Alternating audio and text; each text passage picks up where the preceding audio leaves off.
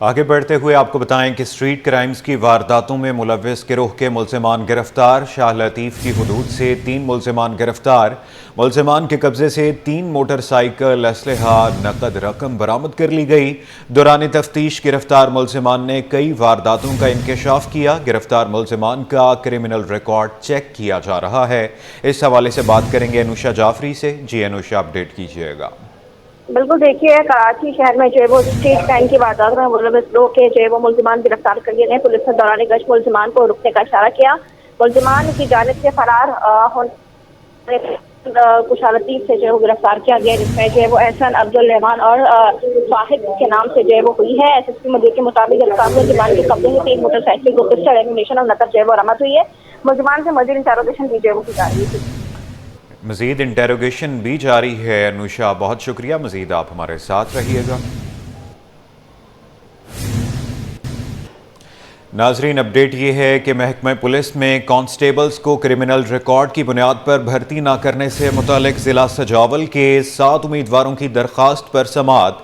Sindh high court की आईनी bench ने दरख्वास्त पर सिंध हुकूमत और दीगर फरीकैन को नोटिस जारी कर दिए। इस हवाले से बात करेंगे मुमताज़ जमाली से। जी मुमताज़, बताइएगा। बिल्कुल, देखें जी, महकमा पुलिस में कांस्टेबल ग्रेड 7 की भर्तियों का मामला है। इसमें 7 ऐसे उम्मीदवार हैं जिनको क्रिमिनल रिकॉर्ड की बुनियाद पर आफ्टर ऑर्डर नहीं दिए जा रहे। उनके खिलाफ दरख्वास्त पर समाअत हुई थी। आज अदालत ने हुकूमत सिंध और दीगर को नोटिस जारी कर दिए हैं और 12 अगस्त तक जवाब तलब कर दिया है। जी मुमताज़, बहुत शुक्रिया और आप हमारे साथ रहिएगा।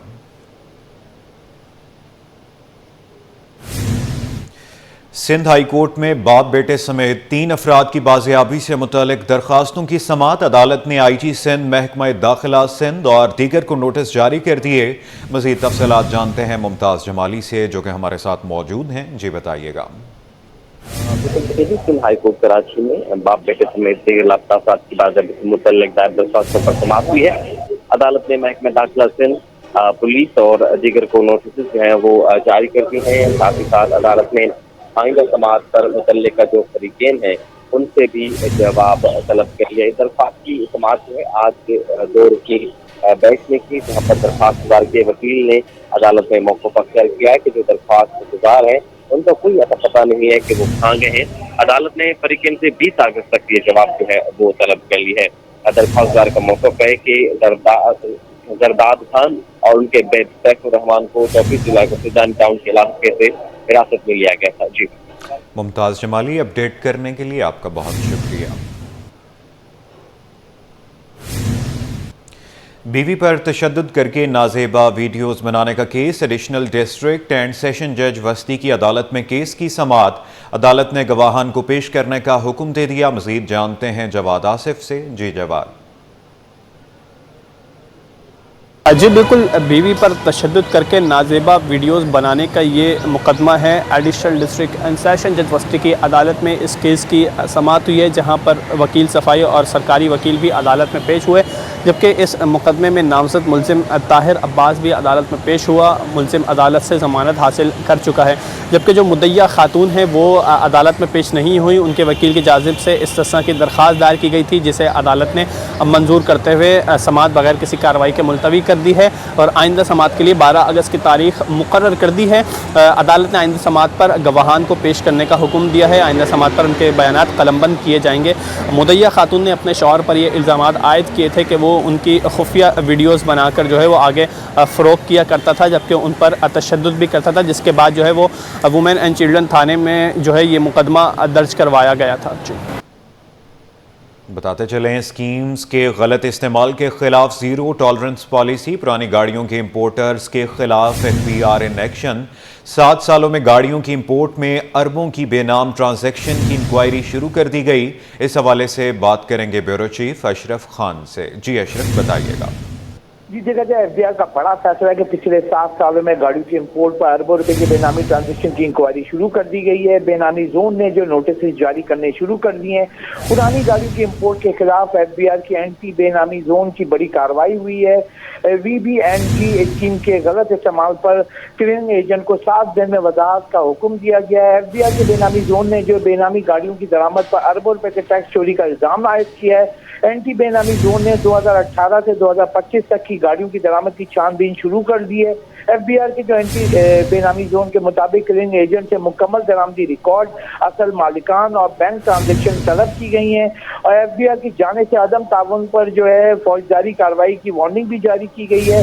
वज़ीर-ए-आज़म शहबाज शरीफ की हिदायत पर स्कीम के गलत इस्तेमाल के खिलाफ जीरो टॉलरेंस पॉलिसी पर आगाज कर दिया गया है और Pakistan custom clearing agent association के तहकीकात में मुकम्मल ताउन का ऐलान किया गया है। पुरानी गाड़ी की दरामद पर 100 अरब रुपए से ज्यादा रेवेन्यू लेकिन कमर्शियल इंपोर्ट पॉलिसी मौजूद नहीं है, ये कहना है कस्टम क्लियरिंग एजेंट का। और जाली प्रोसीडिंग रिसीट जो सर्टिफिकेट और बैंकों की मिलीभगत से फ्रॉड का इंकशाफ बेनामी जोन की जाने से किया गया है और स्कीम के मुस्तकिल गलत इस्तेमाल को रोकने के लिए पॉलिसी इस्लाहत नागुज़ीर हैं। जी अशरफ, बहुत शुक्रिया। मजीद आप हमारे साथ रहिएगा। मुश्किलात का शिकार हैं जिनका कहना है कि घरों में कई दिन पानी की बूंद तक नहीं आती, महंगे दामों पानी खरीदने पर मजबूर हैं। हुकूमत पानी की बिलातातुल फराहमी की यकीनी बनाए, आगाह करेंगी अक्सा शेख। को शहर कायद का एक मसला नहीं है, मसाइल के अंबार हैं। कहीं गैस की लोड शेडिंग है तो कहीं बिजली की लोड शेडिंग ने शहरों की ज़िंदगी जीरन कर दी है और सबसे बड़ा मसला जो शहर कायद का बन चुका है वो अब पानी के बहरान का है कि शहर कायद के मुख्तलिफ इलाके ऐसे हैं जो कि शहरी पानी को तरस रहे हैं, पानी की एक एक बूंद को वो तरस रहे हैं। इस वक्त मैं लांडी पे मौजूद हूँ। लांडी 4 नंबर का ये इलाका है। अम्मा मेरे साथ मौजूद हैं। बस बोरिंगें कराई हुई हैंगी या फिर ख़रीदते हैं पानी, अपने मसले इसी तरह से हल करते हैं। टैंकर मंगा लेते हैं, टंकियाँ मंगा लेते हैं, क्या करें। तो फिर जाहिर सी बात है फैमिली भी बड़ी होती है और फिर कपड़े धोने, तो इन सारी चीज़ों के साथ फिर आप किस तरीके से गुजारा करते हैं? बहुत परेशानी होती हैगी, यानी कि बहुत हमें तकलीफ़ से ये काम करना पड़ता है, ख़रीद के पानी या फिर बोरिंगों तो पानी आप लोग ख़रीदते हैं तो कितने का ख़रीदते हैं? एक टैंकर अगर डलवाएंगे तो कितने का डलता है? 4000 5000 जैसे टैंकर होता है वैसे पैसे देते हैं वो लोग। आते भी नहीं है, कितनी बार फ़ोन करो जब उन्हें आते हैं।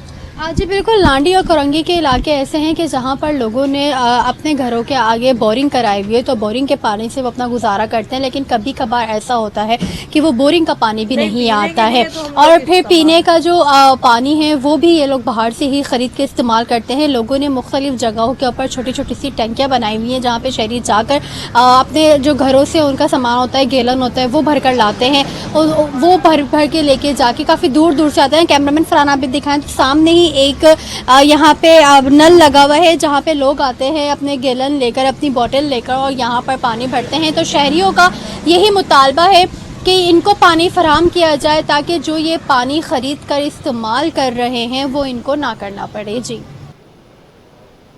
आगे बढ़ते हुए आपको बताएं कि शहर कायद के मुख्तलिफ इलाकों में पानी की किल्लत संगीन सूरत हाल इख्तियार कर गई। कुरंगी सेक्टर 5 में पानी नायाब हो चुका है।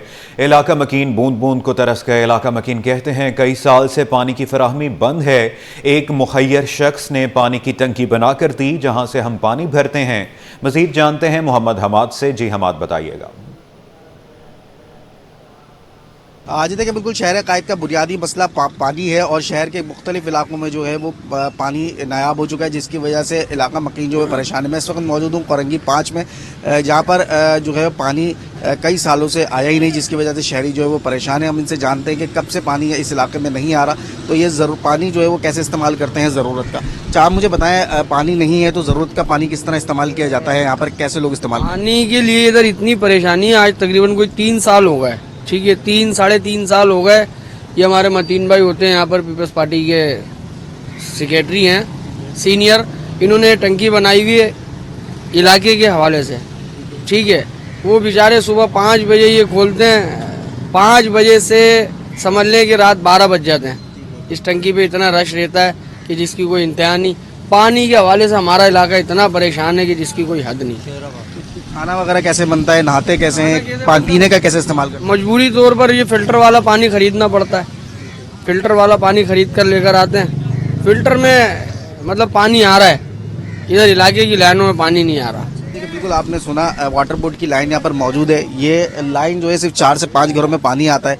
ये यहाँ पर इन्होंने टंकी पानी बनाई है लोगों की सहूलियात के लिए, जिसमें जो है पानी जो है दिन में 1 से 2 वक्त खुला जाता है, जहाँ से लोग बड़ी तादाद में यहाँ पर आते हैं और जो है वो पानी भरते हैं। घर की ख़वातीन हों, बच्चे हों, मर्द हों, बूढ़े हों, वो यहाँ पर आके जो है ये मीठा पानी भरते हैं और फिर अपने घर के लिए इस्तेमाल के लिए लेके जाते हैं। तो ये तमाम तर सूरत हाल है कोरंगी नंबर 5 की।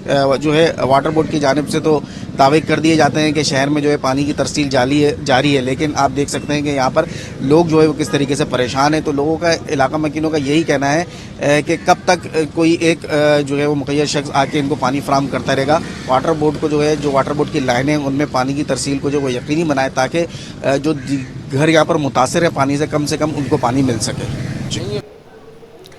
पानी की अदम फराहमी पर जमात इस्लामी फिर मैदान में आ गई। मुनिम जफर खान कहते हैं कि शहरी पानी को तरस गए। हाइड्रेंट पर पानी वाफिर मकदार में दस्तयाब है। शहरियों को बुनियादी सहूलियात फराहम करना हुकूमत की जिम्मेदारी है। अमीर जमात इस्लामी कराची ने स्ट्रीट क्रिमिनल्स को लगाम देने का मुतालबा कर दिया। नुमाइंदा मोहम्मद खुर्शीद रहमानी इस वक्त इदारा नूर हक में मुनिम जफर खान के हमरा मौजूद हैं। जी खुर्शीद, आगाह कीजिएगा। जी मैं सब मौजूद हूँ इदारा नूर हक में और मेरे साथ मौजूद हैं अमीर जमात इस्लामी कराची और मुनिम जफर खान साहब। इनसे गुफ्तगू करेंगे। कराची के अंदर पानी, बिजली, इंफ्रास्ट्रक्चर के मसाइल हैं, जिसकी वजह से शहरी दोहरी अजियत का शिकार हैं और इस वजह से जमात इस्लामी की हक दो कराची मुहिम जो है वो भी चल रही है। इन सारे मामलों के ऊपर मुनिम जफर खान से गुफ्तगू करेंगे। इस मामले पर क्या कहेंगे मुनिम साहब? पानी और के जो मसले हैं इस वक्त शहर में का बड़ा इलाका जो है वो पानी से महरूम है।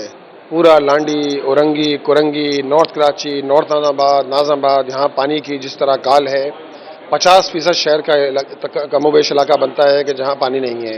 और जाहिर बात है ये हुक्मरानों की नाअहली है कि K4 मंसूबा मुकम्मल नहीं किया गया टाइम पर। और आज भी वो सारी जमातें, चाहे वो MQM हो जो जिसका ताल्लुक जो है वो सिंध से है, चाहे वो पीपल्स पार्टी हो जो 17 साल से बरसर इक़्तिदार है सूबे पर, और चाहे मुस्लिम लीग नून हो, ये सारी हुकूमतें वफाक में वफाकी हुकूमत का हिस्सा है, लेकिन K4 मंसूबा बनने का नाम नहीं ले रहा। और यही वजह है कि K4 मंसूबा ना बनने के नतीजे में, ऑगमेंटेशन का काम ना होने के नतीजे के अंदर शहर कराची के लोग पानी की बूंद बूंद को तरस रहे हैं। लोगों के घरों के नलकों में पानी नहीं है, टैंकरों के अंदर पानी सप्लाई हो रहा है। मुनिम जफर खान जो हमसे गुफ्तगू कर रहे थे, इनका कहना था कराची शहर के शहरियों की जान माल का तहफ़्फ़ुज़ सिंध हुकूमत की जिम्मेदारी है और इनका ये कहना था कि कराची शहर के अंदर पानी की किल्लत है और कई ऐसे इलाके जहाँ पर पानी मौजूद नहीं है, जिसकी वजह से शहरियों को मुश्किलात का सामना करना पड़ता है। सिंध हुकूमत से इनका मुतालबा है कि शहरियों को जो बुनियादी सहूलियात हैं वो फौरी फिलफौर जो है वो फराहम की जाए ताकि लोगों को परेशानी से बचाया जा सके। बताते चलें, शहर से तजावज़ात के खात्मे के लिए मेयर कराची मुतहरिक बल्दिया उस्मा कराची के महकमा एंटी इंक्रोचमेंट की जानिब से आज से नाइट ग्रैंड ऑपरेशन शुरू किया जाएगा। बताते चलें कि बल्दिया उस्मा कराची के महकमा एंटी इंक्रोचमेंट की जानिब से आज से नाइट ग्रैंड ऑपरेशन शुरू किया जाएगा। ज़िला वस्ती और शर्की से नाइट ऑपरेशन शुरू किए जाएंगे। इस हवाले से बात करेंगे अपने नुमाइंदे शुएब मुख्तार से। जी शुएब, बताइएगा। और जी बिल्कुल, शहर से तजावज़ात के खात्मे के लिए मेयर कराची बैरिस्टर मुर्तज़ा वहाब जो है काफ़ी मुतहरिक दिखाई देते हैं। बल्दिया उज़्मा कराची के महकमा एंटी इंक्रोचमेंट की जानिब से आज से नाइट ग्रैंड ऑपरेशन का आगाज़ जो है वो किया जाएगा। जिला बस्ती और टर्की में नाइट ऑपरेशन जो है वो किए जाएंगे। तमाम तर मामले पर senior director anti encroachment Ammar Khan कहते हैं कि तजावज़ात के खिलाफ अमूल के मुताबिक कार्रवाइयाँ जो है वो जारी हैं। मेयर कराची के अहकामात पर शहर में तजावज़ात के खिलाफ जो है वो कार्रवाइयाँ कर रहे हैं। तजावज़ात कायम करने में मुलव्विस अफराद के खिलाफ मुकदमात भी जो है वो दर्ज करवाएंगे, जबकि तजावज़ात की आड़ में शहर की खूबसूरती को तबाह करने वालों से जो है वो सख्ती से निपटा जाएगा। आज से बाकायदा तौर पर बल्दिया उज़्मा कराची का महकमा एंटी इंक्रोचमेंट जो है नाइट ग्रैंड ऑपरेशन का आगाज करने जा रहे हैं। कराची के 2 जिला जो है वो टारगेट किए गए हैं, जिसमें जिला शर्की और वस्ती शामिल है। इसके बाद जो है वो महकमा एंटी इंक्रोचमेंट दीगर अजला का भी रुख करेगा। जी नाइट ग्रैंड ऑपरेशन के हवाले से शुएब मुख्तार अपडेट कर रहे थे। आपका बहुत शुक्रिया।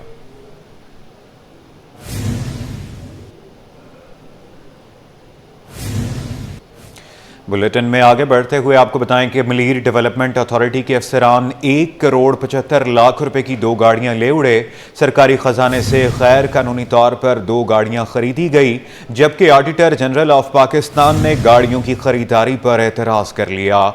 ये अहम खबर है। बताते चलें कि मलीर डेवलपमेंट अथॉरिटी के अफसरान 1,75,00,000 रुपए की 2 गाड़ियां ले उड़े। इस हवाले से बात करेंगे अपने नुमाइंदे आजिज जमाली से। जी आजिज, बताइएगा इस हवाले से आपके पास क्या तफसीलात हैं?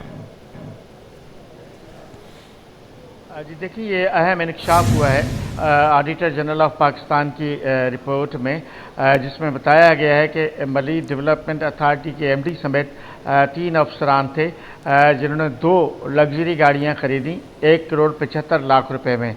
दिलचस्प बात यह है कि ये गाड़ियां खरीदी तो गईं, लेकिन गाड़ियां खुद महकमे को वसूल भी नहीं हुई और बाहर से गायब हो गईं। इस केस पे 1,75,00,000 की ये 2 गाड़ियां हैं। इस पर फिर एंटी करप्शन को मुकदमा भेजा गया और एंटी करप्शन ने 2023 में एक FIR दर्ज की। ये DG MDA Mohammed Suhail, director finance Shahid Mohsin और डायरेक्टर उमेर गुलजार के खिलाफ ये मुकदमा दर्ज हुआ। उसके बाद साल 2024 में MDA के सामने ये मसला उठाया गया, तो जवाब ये दिया गया कि जनवरी 2025 में ये जवाब दिया गया कि ये मामला एंटी करप्शन में ज़ेर तफ्तीश है। ऑडिटर जनरल ऑफ पाकिस्तान ने अपनी रिपोर्ट में बताया है कि ये टोयोटा जनरल मोटर्स से 2023 और 24 में ये गाड़ियाँ खरीदी गईं और गाड़ियां कहां गायब हुई खुद MDA को भी पता नहीं। 1,15,92,000 रुपए में रीवो ऑटोमेटिक खरीदी गई और 59,10,000 रुपए में एटलस सनरूफ कार जो है वो खरीदी गई। तो ये गाड़ियां, यानी इस रिपोर्ट के मुताबिक महसूस ऐसे होता है कि ये गाड़ियां सरकारी ख़जाने से अफसरान ने ख़रीदी और वो गाड़ियां डिपार्टमेंट को भी नहीं दी, बाहर से ये अफसरान गाड़ियां लेके गायब हो गए। तो अब इनके खिलाफ मुकदमा जो है अभी भी चल रहा है। अलबत्ता जो रिपोर्ट है वो गुज़िश्ता रोज़ सिंध असम्बली में पेश की गई और सिंध असम्बली ने पब्लिक अकाउंट्स कमेटी को ये रिपोर्ट अरसाल कर दी है कि वो इस मामले को देखे। तो अब ये मामला सिंध असम्बली की पब्लिक अकाउंट्स कमेटी के पास चला गया है। जी, सिटी 21 के ब्यूरो ऑफिस से आजिज जमाली हमें बराह रास्त अपडेट कर रहे थे। आपका बहुत शुक्रिया।